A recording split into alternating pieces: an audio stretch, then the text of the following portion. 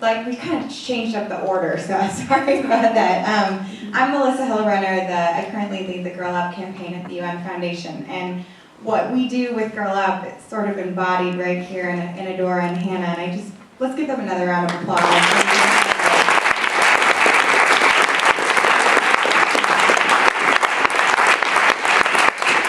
I know that, Adora, you found your voice at a very early age, even before today, as both 15-year-olds, which is truly remarkable.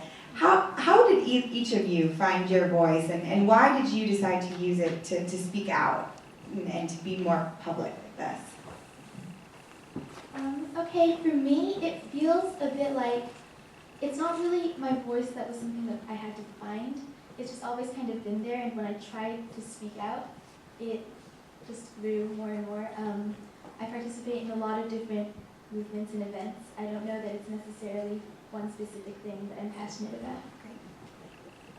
I think for me, when I was young, I kind of assumed that people would listen, and I can remember it really started in 2000. I was like 3 years old, and I was really into the Bush versus Gore campaign. When I say really into, I mean I was like watching this, and even though I didn't understand any of what they were saying, I got that it was important, and so somehow that sunk in. And when I would go on walks to the park with my older sister and my mom, I would stand on top of this big rock and start giving these speeches about why everyone should vote for me. And I think from a young age, like Hannah, I didn't realize that you had to find your voice. I took it for granted that it was there. And I think that when we cheat ourselves out of the idea that our voice is there and that we should use it, then that's when bad things happen. And I've been incredibly privileged that I have been able to make people listen through my work presenting, organizing conferences, and writing books, and I think that that's a privilege that I want every girl to have. That's awesome, and you are both an inspiration to me. And through the Girl Up campaign, we work with youth and girls here in the U.S., and we really want to empower them, and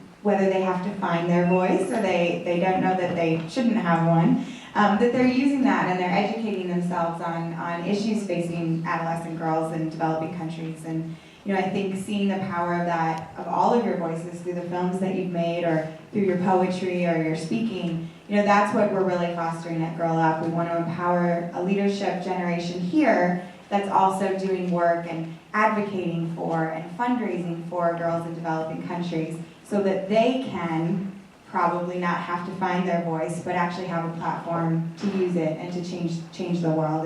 And so very privileged to just share the stage with you both. You guys are the embodiment of Girl Up, and congratulations on your film being one of the top 15.